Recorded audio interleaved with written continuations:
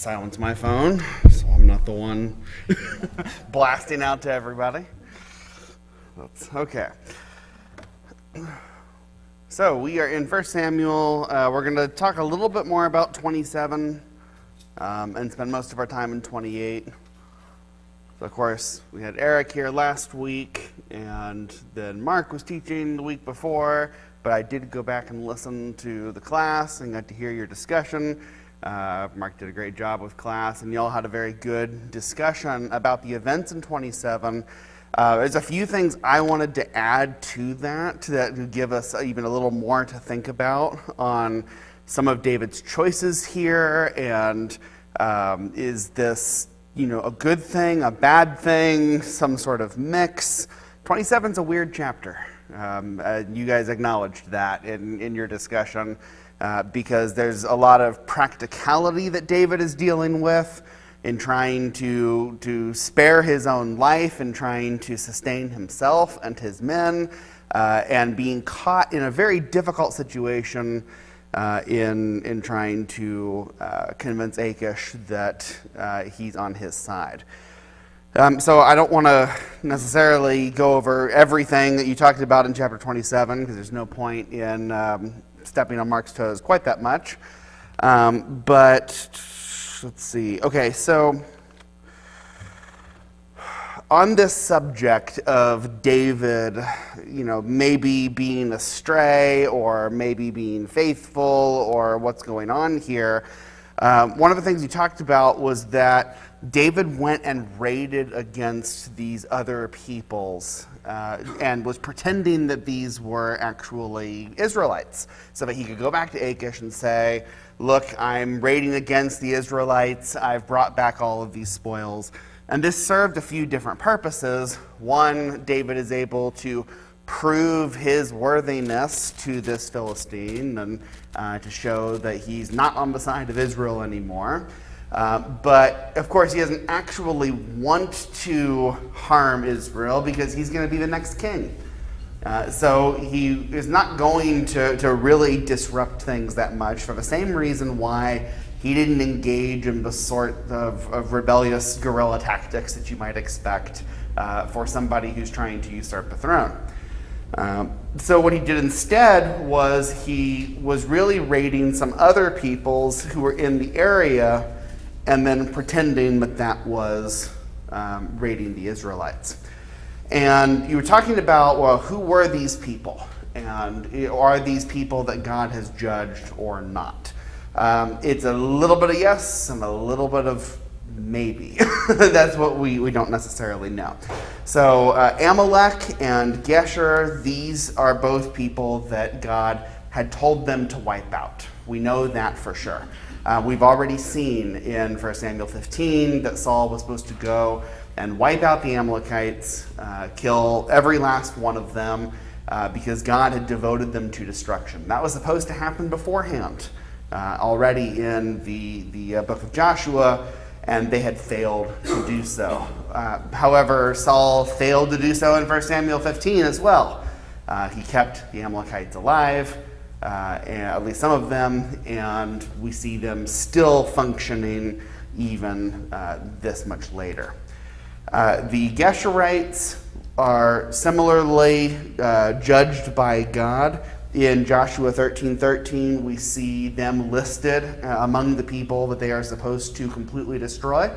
So you'll remember from our discussion in Joshua that God did not send Israel out on a rampage to kill everybody in the world. He didn't tell them that they needed to kill just anybody who was in their way. In fact, there were some people they were not supposed to fight against. But the Geshurites were included in that judgment where God said, I have devoted them to destruction. Their time for judgment is here. You should destroy them. However, Joshua 13:13 tells us that the Geshurites were not completely wiped out because this is one of the times that Israel stopped just short.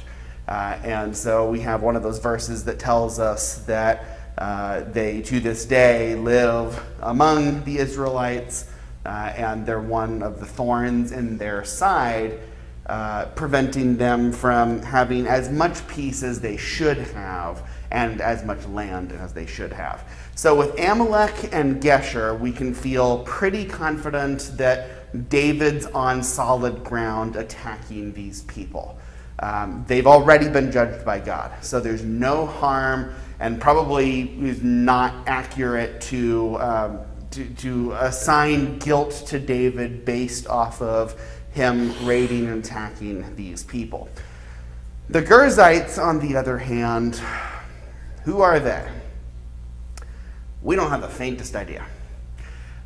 Because this is the only place that the Girzites are ever talked about in the Bible for sure. There are a few theories historically as to who they might be, but there's nothing that's really solid from what I've been able to see.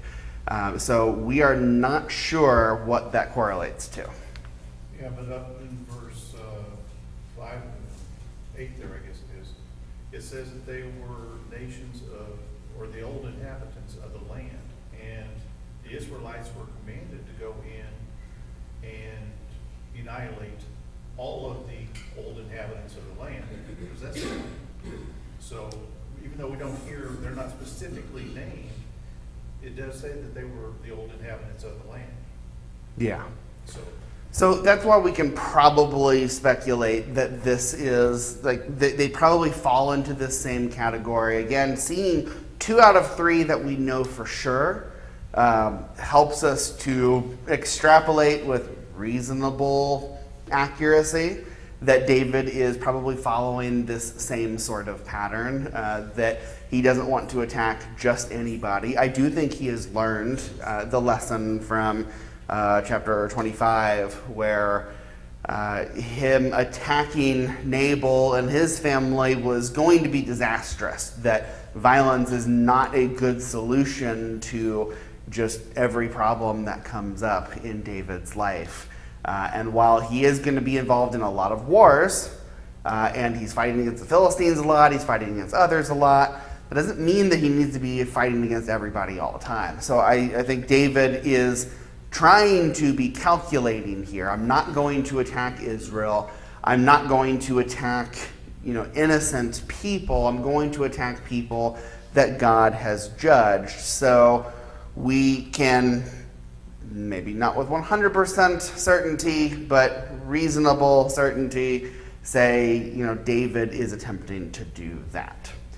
That being said, that's not the end of the difficulty of this chapter, because one of the things that was pointed out was that David does repeatedly lie to Achish. He finds himself in a position where he is trying to look impressive to a pagan Philistine.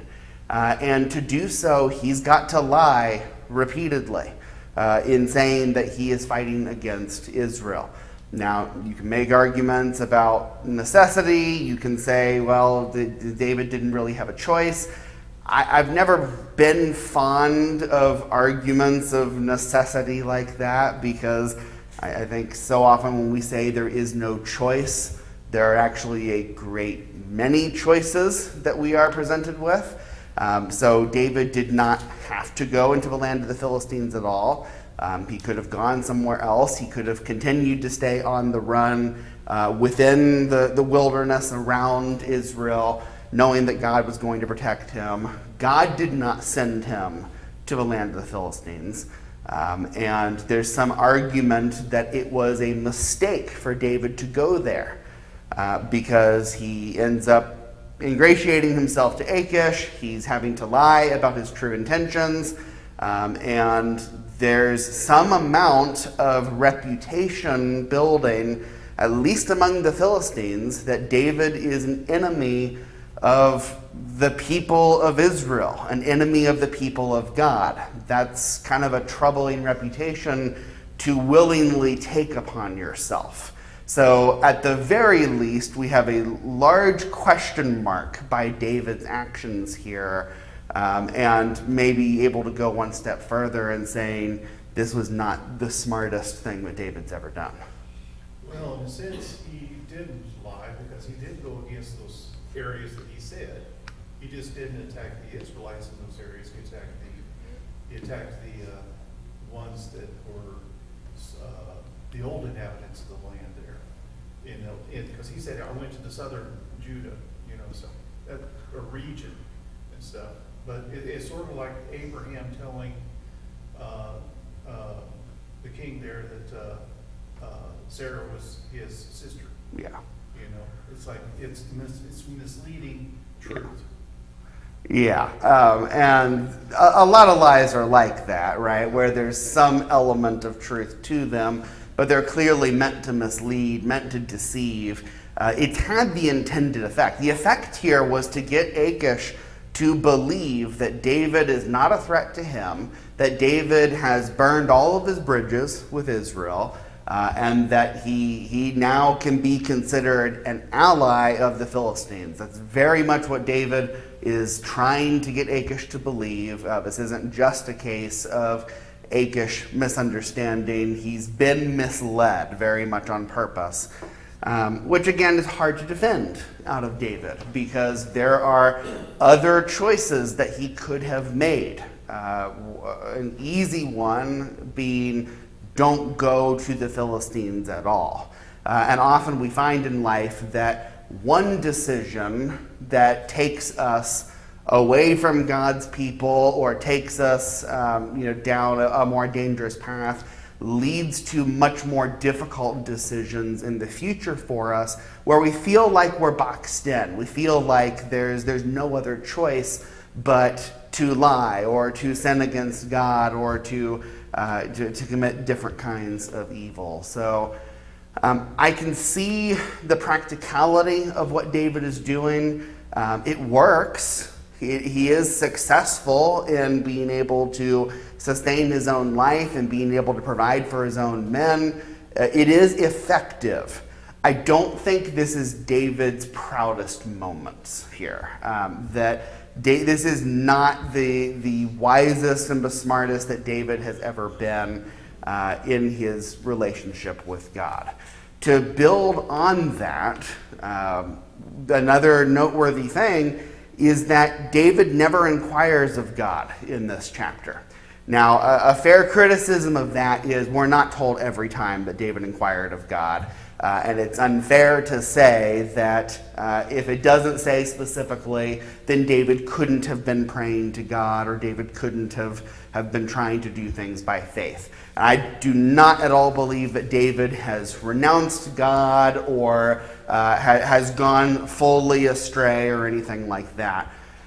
I do think it's noteworthy, though, that before this chapter, we have a lot of David using this priest to inquire of God, what should I do? And then after this event, we have a lot of the same, where he uses the priest, God, what should I do? But in this chapter, there's no mention of that.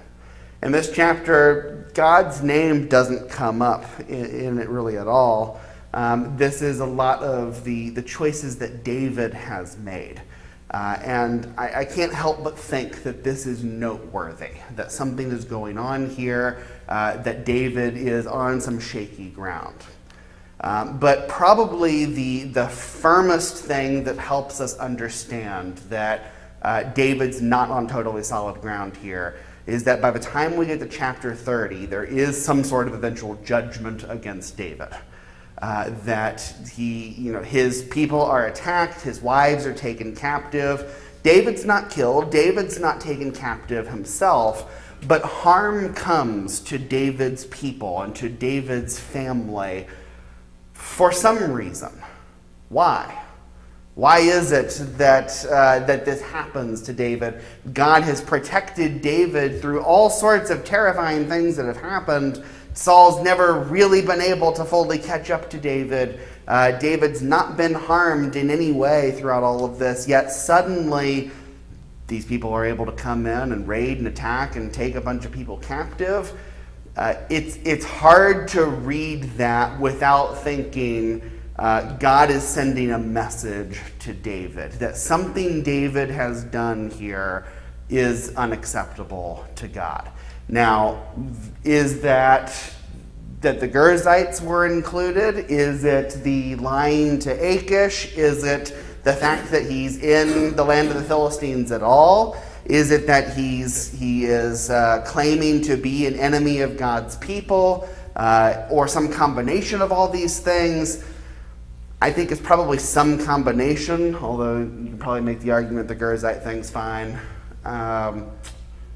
My point in all of this is not that David has renounced God, not that David no longer cares about being pleasing to God. I think this is one of those examples where David is scared, David feels backed into a corner, and so he makes the decisions that he thinks are best, but he ends up doing some things that really are not ideal. And he faces a sort of judgment for that. And we'll talk more when we get to chapter 30.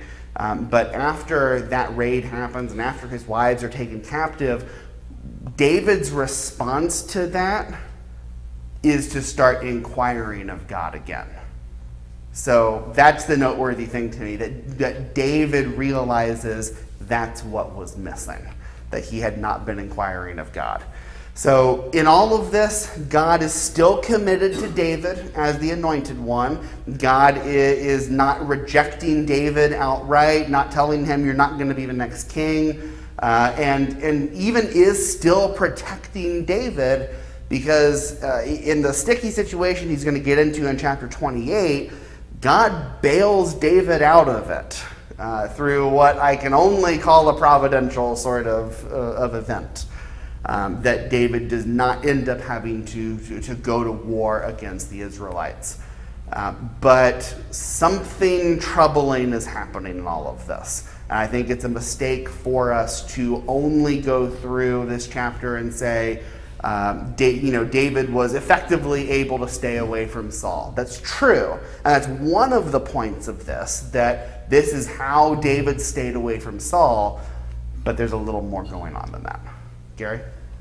It makes me think that David or any of these people in the Old Testament or New Testament were not robots.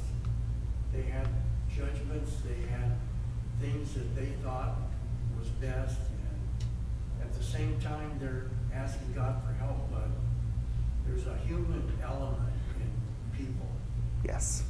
Yes, absolutely. Like, if any of this troubles you, like on a foundational level, that David, can't be making wrong choices, of course he can.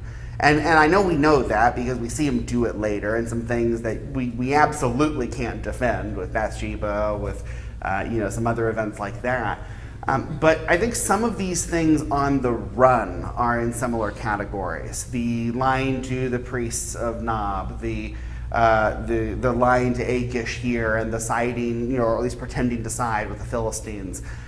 David's making a judgment, trying to do the thing that he thinks is best, and it doesn't really go that well for him, in that it gets him into some sticky situations. That doesn't have to be troubling to us, because I know we can look at our own lives and say, yeah, that decision, that phase of life, whatever, that was not my proudest moment. There were things I could have done differently. There are things I could have done to be closer to God and to be more faithful. I didn't renounce God. I didn't entirely walk away. It's not always as extreme as that, but that was not my most faithful moment. So what could have been done differently is the idea there. You want to add anything to that, Mark? David had to succeed because Yes. he is in the lineage, the ancestry of the Christ. God is going to protect him. Yes. And even when he is plundered, he goes back and then some. So he's, as a king, he's getting these resources. That was something else we did talk about. Yes. He's getting resources out of all of this. He's doing what a king would do. Yeah, right. So David still ultimately is successful because God has made this promise to him. God has promised to make his line, his lineage, the one that will reign, for generations going forward. David's going to succeed. He's not going to be killed in any of this. He's absolutely going to survive and thrive, but that doesn't mean that every step he made along the way was necessarily the right one. What else do you want to add to that? Yeah. Well, you know how David, or the saying was that Saul killed his thousands, David killed his 10,000. Yeah. You know, the thought just crossed my mind, you know, the Israelites knew that David wasn't coming to fight with them. You know, when David, you know, went down to the southern Judah and stuff like that. So that might have endeared him to the Israelite people, you know, knowing that, hey, you know, David is coming in and he's driving out these people that were supposed to have been driving, that we were supposed to have driven already out before, you know. So it might have endeared him to the people even more. Sure, yeah. And I mean, the people of Israel know that David is not fighting against them. He's never raided Israel. He's never carried out any kind of attack against the Israelites or, against the free flow of commerce or anything like that. You know, it was pretty common for these sorts of rebels to turn into bandits and saboteurs and people who are going to try to destabilize the current regime. David's not doing any of that. And the people know that. And they see him. It is known that he went over to Philistia. And that's why Saul stops pursuing David, because he knows that this has happened. I can only assume that becomes more widely known beyond Saul as well. But yes, the people, to whatever degree they can see what's happening, which has to be at least some, they know David is not raiding the Israelites. So there's hopefully this idea that he's not really our enemy, but he's on the run from Saul. As we will see, it's messy, because by the time David is trying to seize power when it is time, not everybody is on board. And there are some people who are more willing to accept David as king than others. It gets very complicated, but David has acted well, at least in that, to not make himself the enemy of God's people, even if it is convenient for the Philistines to believe that. What else do you want to add to any of that?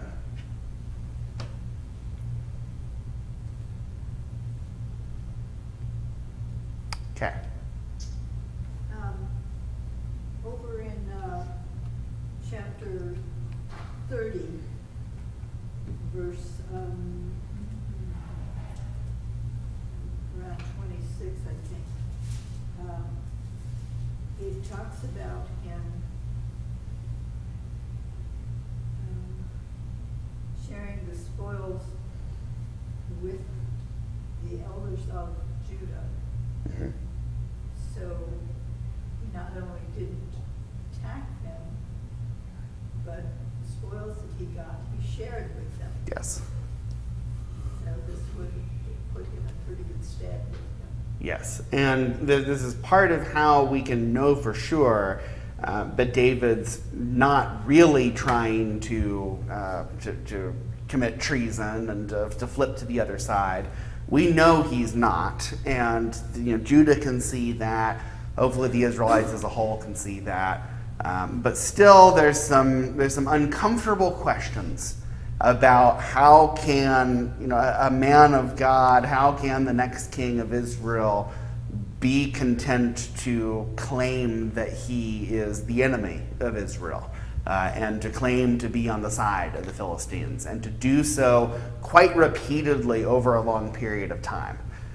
It's okay to acknowledge that this is kind of a troubling section of David's life where things are not going in the most ideal way.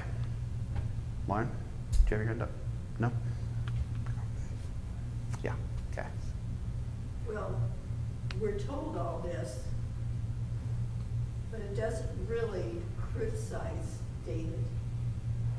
Usually, when he does, well, like with Bathsheba and all that, he got criticism and he got punishment. But here, it just tells what he did. And it doesn't say one way or the other, whether it's good or bad. Yeah, you got to connect the dots a little bit more on this one. And my argument is that in chapter 30, a judgment against David is there, even if we don't have a scene of God telling David what you did is sinful. We see that raid happening against David's people and David's own family being harmed. That is the sort of thing that God had protected David from before. And somehow now it's happening. I don't think that is just a coincidence that, we see David doing these things, and then coincidentally, now his wives have been taken captive. There's a connection here. But you're right in that the focus of the narrative is not really on David's flaws, even though they do exist. The focus on the narrative is how David gets from point A of being shepherd boy who never dreamed of being king all the way to the second king of Israel and the long and winding road that it takes to get from there. So more focus is put here on how it works, how it's effective, and how David is able to keep himself safe in a dangerous time.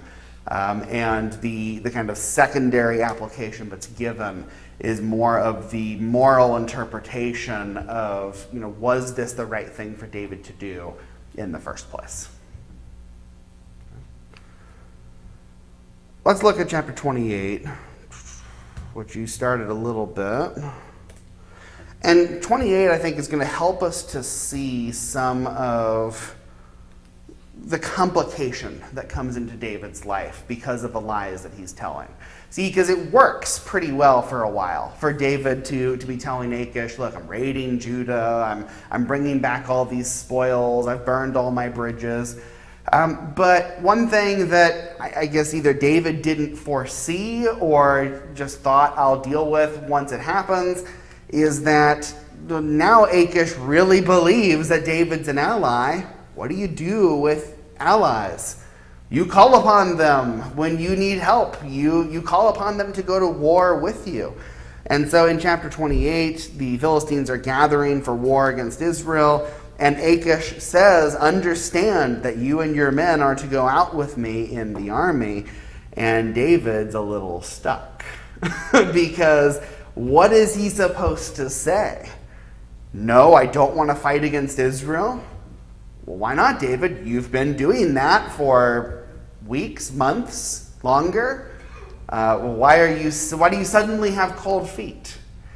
Some sort of excuse. What excuse can you give? The only thing David can say is, very well, you shall know what your servant can do.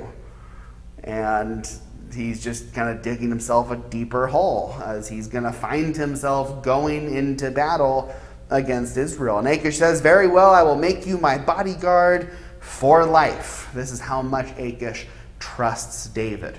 Now, one of the one of the implications here is that the Philistines are quite foolish. They've been put in a foolish light several times throughout all of these dealings. When David went over to the Philistines before and was going to seek some refuge there, but they weren't willing to do that because they were afraid of David and said, this is the one who killed the 10,000s of Philistines. And David pretended to be a madman. Well, it was Achish who said, well, aren't there enough madmen in my city already? That's kind of a foolish thing to say. And so we've already seen him kind of playing the part of the fool. Well, here he's playing the part of the fool again, and that he is totally trusting David, even though he's not seen directly that David actually is doing what he is saying. So he believes that David is his ally and willing to entrust his life to him, when not that long ago, David was the sworn enemy of the Philistines. So the focus, though, is not quite on that, because we see instead that Saul doesn't know what to do. This follows the pattern for Saul pretty well. Saul doesn't know what to do quite a bit when the Philistines come. We've seen him paralyzed with indecision, and we've seen him at other times start to ask God what to do and then kind of decide anyway before he really gets an answer. What is Saul's strategy here to get some help? Yeah, Dave. Well, this might be a little long, so I apologize in Okay. advance. I see a complete parallel right now at this point in time with David and Saul. Mhm. The hypocrisy is amazing to me. Because of the intent of what they want to do, they'll do anything, even sinful things, to get what they want, to protect themselves, however you want to pack it. Saul turns around, after he cast out all these mediums and sorcerers, then he goes to one, Yeah. dressed up and disguised, to try to find out, but we get her to draw Santee up. Yeah. But the point is, his intent, what was his intent? He wanted to talk to Saul so he could, for himself. Yes. Same thing with David. David did those things, and whether you want to say that God was going to kill him anyways, or told him to, not what is the point here. Right. The intent of David was for himself. Yeah. Same thing as Saul's doing. And so the sad thing about that is that David knew better. What I'm hearing when we say that, we got to be careful. I'm not saying anybody's saying this, but we should never try to minimize what David did here. Right. David sinned. He sinned against God. He lied repeatedly to cover himself. And now he's pushed himself. This shows me the path that sin gives us. Right. He pushed himself into a corner, like you said, and now he's scared now, Yep. just like Saul. Yes. Saul's scared too. It's remarkable to me. We need to step back and look at that a little closer, because that was not right for David to do it. It was a sin for David to do it. God knew it. David knew it. The only person who didn't know was I can't remember. Akish, yeah. Mhm. Whatever. Yeah. So, that's like saying it's okay to go out and sin in the world, and we all do, and to cover something else, or to pretend like we're Christians and we go out and sin, but then we do something else to cover that, and that's okay. Right. It's not okay. It Yeah. never will be. So we need I'm not hearing severity here in this discussion. Yeah. I apologize, but I'm not trying to be a mean guy or anything. I just think that's the kind of example we should be looking at, not being like. Yeah. Okay, now, we weren't there to lead armies, we weren't in that position, but really, this guy murdered people, even though God did, but he did it for himself. Yeah. There's the thing that bugs me. Yeah. The intent of his heart was for himself. So he had no problem murdering men and women to cover his lie. Yeah. And so here Saul has no problem with just throwing out these mediums and stuff, and then going back and getting one to try Yeah. manipulate, whatever, I don't know, spirits or whatever. Yeah. And that's something from Saul. No, absolutely, and I agree with that take. We see David looking a lot more like Saul here, and the parallels are strong. Typically we've seen much more difference in the way Saul is acting versus the way David is acting, but here there's a lot more similarities, that they're both stuck in a difficult situation, both making some compromises and going back on things that they had done right previously. The only difference that we really see, and this is the only softening thing I can put on it, which is what I'm trying to communicate in this, is we will see that God offers no reprieve to Saul. He says, I've already rejected you. This is the end of a line for you. You're not going to get the answer you want. With David is not irredeemable. David still can learn from this. And this is not, I'm careful how I say this. It's not the same as Saul, only because David is not fully hardened yet. That's the difference that we can see. Saul is fully hardened, and he's not really going to do the right thing anymore. God has fully rejected him. David is making some bad choices, And he's doing so out of desperation, sure, but that doesn't really justify him in the choices he's making. But he can learn from this, and God knows that he can learn from this, and David is still able to grow. Yeah, that's right. Yeah. But the two unmistakable traits they're both showing for a while now is fear, Yes. not trust. Right. So if anybody should have trusted God, it would be David. Yes. David did stop doing that. Now, you could say we can all say it however we want to say it, but he stopped trusting God. He did, yeah. And look what happened. Fear controlled his actions and movements. Is that not something to take away from that for us? Yeah. Cannot let fear the world or whatever it is. And I know it's easy to sit here and say that. If somebody had a gun to my head, I hope I'd say that. Yeah. But you can't let that happen. You just can't, because it destroys you and your relationship with God. Yeah. So that's what happened to both Saul and at this point David. David could have kept going, Yeah. That's the Right. thing. He could have kept going. He kept lying to Achish. Yes. So I'm just saying that's No. really No, I'm with chewing you. on my ear a little bit. Yeah, I'm with you in that. That they're both being controlled by fear in this. And really, I think the strongest indication of that is that David goes to Philistia at all. Why does he go there?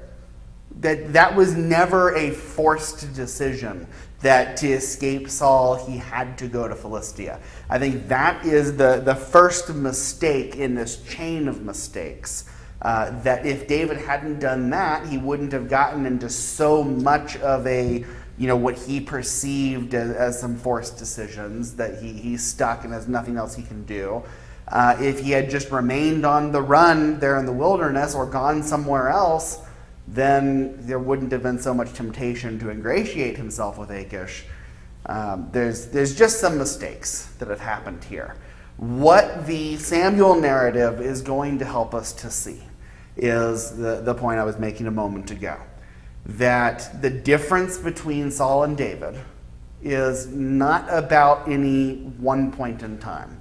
Because there are some, points in time where Saul does some good things.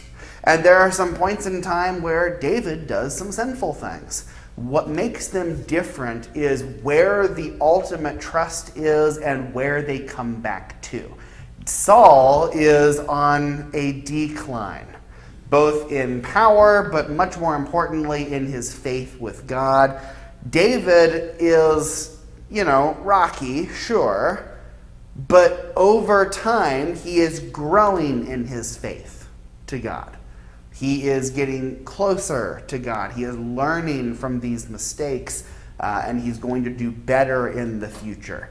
That is what God wants to see out of us. God never demanded that Saul be perfect, and because Saul had made a mistake, well, now the kingdom's going to be ripped from him. The reason why Saul was rejected is that he stopped trusting in God and never came back to him. God can't work with somebody who isn't trying to come back to him. Saul was getting bolder and bolder and more stubborn in his decisions the more time went on. David has some low moments, sure, but he learns from them. And he is eventually going to learn from this one. And I think after chapter 30 is the point where things turn for David in this particular case. And it's the same pattern we see out of him later with the sin with Bathsheba. That's a low, low moment in David's life. But he does learn from it, and he comes out the other side trusting in God. When do we see Saul do that? Come out the other side of a bad moment, trusting in God more. That's the difference. And that's what God wants out of us. Whatever you're in right now, maybe you're in kind of a low moment, that you're not making some very good decisions or your faith isn't very strong. If you keep coming back to God, if you're trying to learn from it, if you're praying to God and clinging to Him and growing closer, there's something that you can learn from it. And God recognizes those efforts that we make, and He's gracious toward us when we keep wanting to come back to Him. But God can also see when there's no fruit on that vine. I'm sorry to talk so Yeah, much. go ahead. I wanted to say something. I think it would be better not keep calling these mistakes. Yeah, They okay. were sins. Yeah, sure. Okay, it's put it on the table Yeah. what it was. And you cannot go out and sin and manipulate. And these guys were great manipulators. They manipulate, especially at this point, David's manipulating Achish Yeah. big time. So you cannot go out there and manipulate God's word, or Yeah. you know what's right to do. You know it. David knew it, and they can come back and pretend to not do it or do something Yeah. other than that to make yourself for your own personal purpose. Yeah. And that's what David did, and that's what Saul did. And so they sinned. They did. It's a sin. God knew it. David knew it. Saul probably, I don't know, he went nuts, so who knows. But that's something to me that I take from this. Yeah. You cannot manipulate what God said to do for Yeah. our own personal purposes. Yeah. Period. Absolutely. Ever. Especially right. Absolutely. I'll shut up now. Yeah, no, it's good. And this is going to be seen more evident as we see what Saul does in this. So Saul's in trouble. He's backed into a corner. He doesn't know how to deal with the Philistines who are assembling for war against him. And the chapter makes a point of telling us that, God is not answering Saul anymore. God is not giving him any guidance and any instruction. So verse 6, Saul inquired of the Lord, but the Lord did not answer him, either by dreams or by Urim or prophets. Then Saul said to his servants, "Seek out for me a woman who is a medium, that I may go to her and inquire of him." And his servant said to him, "Behold, there's a medium at Endor." So, yeah, Saul he sees that God's not answering him, and he's going back on a good thing that he had done earlier when he had driven out the mediums and necromancers that were in the land at the time. And maybe to help us understand who these mediums and necromancers are, there was a Canaanite practice of the time where they had kind of a death ritual, kind of a necromancy ritual, where they believed that you could talk to the dead, that you could bring these spirits up who had previously died and be able to speak to them. So maybe think of like the seances that you've seen in movies and stuff, right? Where you're calling on these departed spirits and you're trying to be able to communicate with the spirit world. That's a lot of what the Canaanites were trying to do. They had that sort of mysticism and belief that they could do this. There's some question as to how successful they were with that. Some people believe that they actually could do that, and it would have been by the power of demons doing it. I do find it kind of noteworthy that the medium seems surprised when Samuel does appear, which leads me to believe that they were not actually successful. I think that's the more likely explanation here. Because, Saul goes to this medium in disguise, and he says, "Divine for me by a spirit, and bring up for me whoever I shall name for you."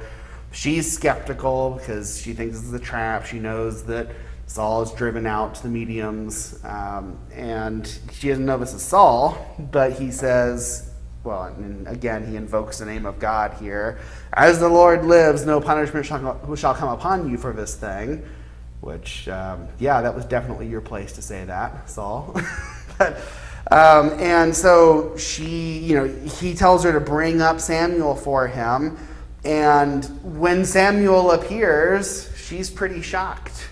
And she realizes that something is amiss. So, I don't know. I find that significant. But at first, only the medium is able to see Samuel. And so she describes him to Saul. Saul says, "Yes, this is Samuel," and Saul bows himself to the ground and pays homage to Samuel. But what is the answer that he gets from Samuel? Why did you disturb me? Yeah. Why did you disturb me? Why did you bring me up. Why did you call me from the dead? And Saul says, I'm in great distress. The Philistines are warring against me. God's not answering me. And now what answer has he been given? He's given a real clear and blunt answer. Yeah. If God's not answering you, why do you think I'm going to? God is giving you over to your enemy. This is the end of the road for you. You and your sons are going to die.